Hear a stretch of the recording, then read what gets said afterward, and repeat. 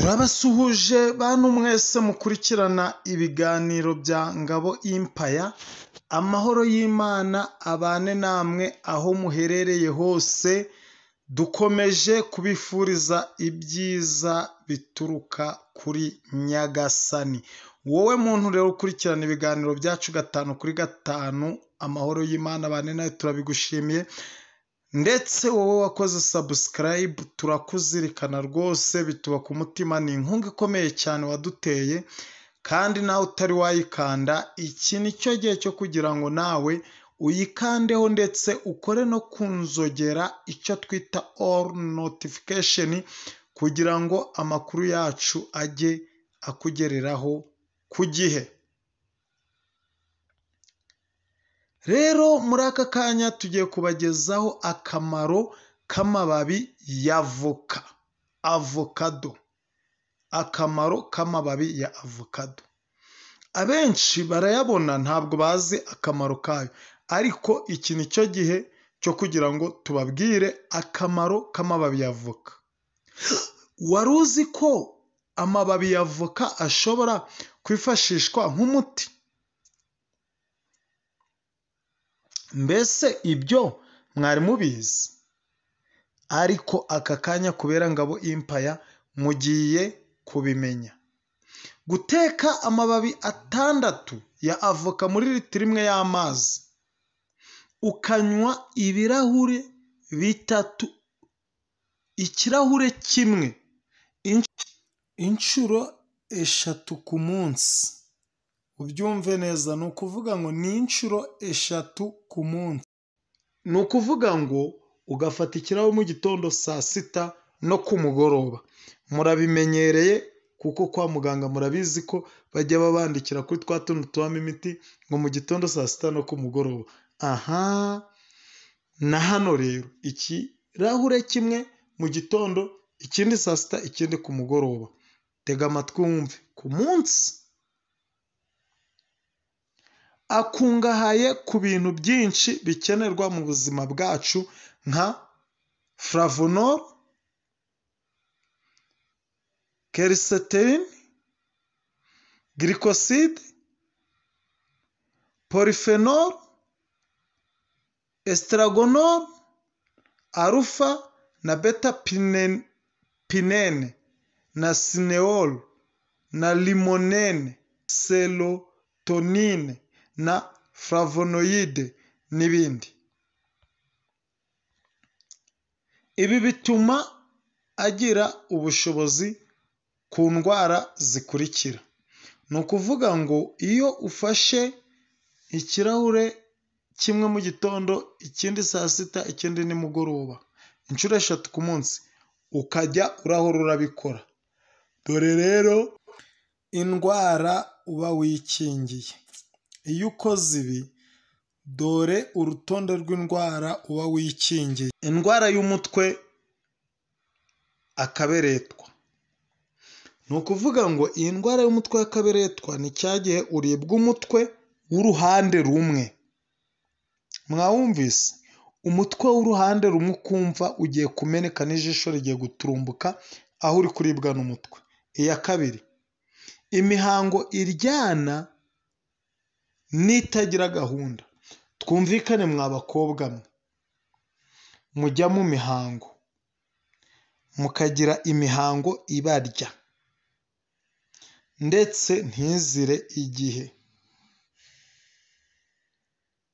Kunywa ikirahure kimwe mu gitondo, ikindi saa sita, ikindi ku mugoroba, ibi ngibi biragenda bikajya ku murongo. Gucika intege n'umunaniro. Rwose hari abantu bakunze gucika intege na mu gitondo babyutse ukabona nta kigenda, abo bantu ni banywe kuri icyo kirahure. Ingorane mu igogora. Cyagiye urya ibiryo ukumva watumbye, ukumva wabuze uko ugira, ukabura uko wihengeka. Ndakubwiye ngo aya mazi yo mu kirahure cy'amababi ya avoka biratungana. Ingorane mu myanya y'ubuhumekero nk'ibicurane n'inkorora. Ni ukuri niwumva inkorora yaje cyangwa ibicurane, teka ariya mazi arimo ibibabi 6 muri litiro imwe, uyifate mu gitondo, saa sita na nimugoroba, ibintu biragenda neza. Bakunzi ba Ngabo Empire rero, ibi bintu tuba tubabwira ni ibintu bibafitiye akamaro. Inzoka zo mu mara zihita zikira. Ababuze amashereka, ushobora no gukoresha salade y'amababi akiri matoto ukayahekenya. Ni ukuvuga ngo ugakata turiya tubabi tukiri dutoto ukaduhekenya. Mujye murabyibuka ku bantu mubuze amashereka, nigeze kubakorera ikiganiro ukuntu bakora icyayi mu kibuto cya avoka. Nyabuna ibi biganiro tubagezaho ntago kuba ari ukumena amazi ku rutare. Mujye muragenda mubirebe, mubyumve, biba ari ingirakamaro, ndetse mukanabikoresha kugira ngo mumenye ibyo bigomba kubavura. Arwanya impatwe, kwituma wikanira. Agabanya uburibwe bw'imyakura.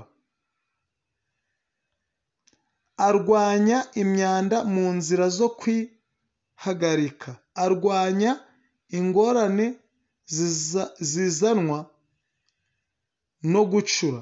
Ni ukuvuga ngo abantu batakibyara, hari ukuntu umubiri wabo ugenda wivumbagatanya. Izo ngorane rero aya mababi arabivura. Arwanya urugimbu rubi mu maraso.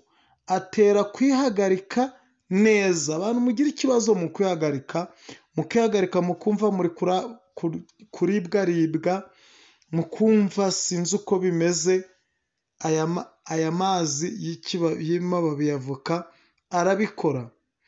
Icyayi cy'amababi ya avoka ni meza ku ndwara ya ariteriyide, gute, umuvuduko w'amaraso mu mitsi.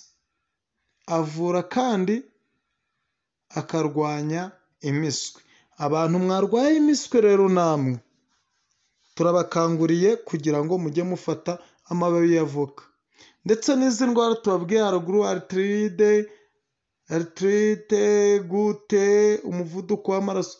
Umuvuduko w'amaraso, hano murwaye imivuduko y'amaraso, nyabona mufate iki kirahure mu gitondo, saa sita na nimugoroba. Ibi ngibi biragenda neza.